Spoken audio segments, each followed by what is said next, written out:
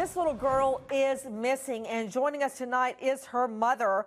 First to Noam Layden, WABC. Noam, what happened?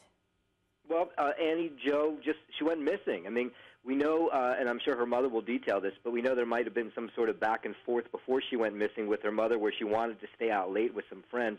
But after that, the trail goes sort of cold. They did find her car, this white Monte Carlo, a couple days after she went missing, but she wasn't there. You know what? Let's now just that take it from the top. Really concerned. No, I want to go through when she was last seen. I know that evening she went to a friend's house to watch a movie. No, isn't it true that after that, that's when everything gets vague and we don't know what happened to her? Yeah, it gets vague, and we get some conflicting stories. One story from somebody who said they saw her at a McDonald's hanging out with some bad people, is the way they described it. Well, you know what? That should be easily proved through McDonald's surveillance. Everybody, joining me right now is Lori Hill, the missing girl's mom. Everybody, take a look at this girl. Her mother, desperate for help, finding Annie Josette Hill. Lori Hill, thank you for being with us. Lori, tell me about your daughter and what are police telling you tonight?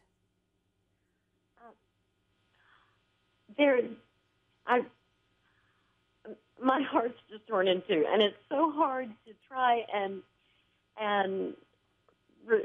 reserve a piece of sanity in order to talk about it. On one hand, there were a couple of days where the police thought this is just another runaway.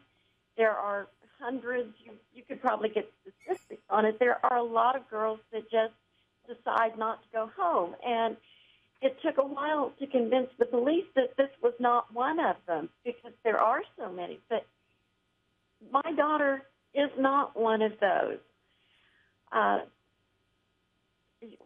She's in constant contact with me and her brothers.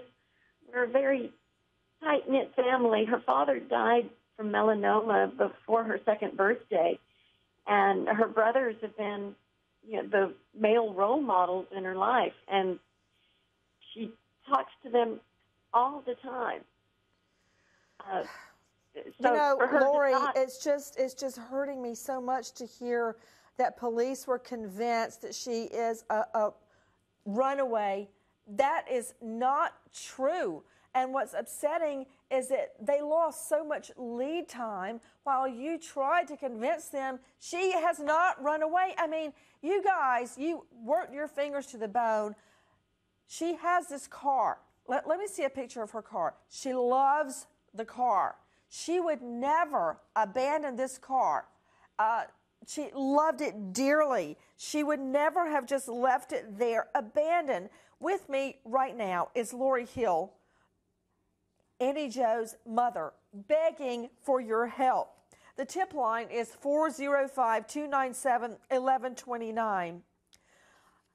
Let me ask you this, Ms. Hill, you state that she has been in constant contact with you and her brother, her family. You're extremely close-knit after her father died with melanoma. Why are you so convinced she did not run away? Well, the way the communication just stopped. And earlier that day, she sent me a text, and then she couldn't wait for me to text back when I had a break. She called me. She knew of a job that she wanted me to apply for, so we'd be at the same school. And a kid that wants to get away from home is not going to recruit their parents to come to their school.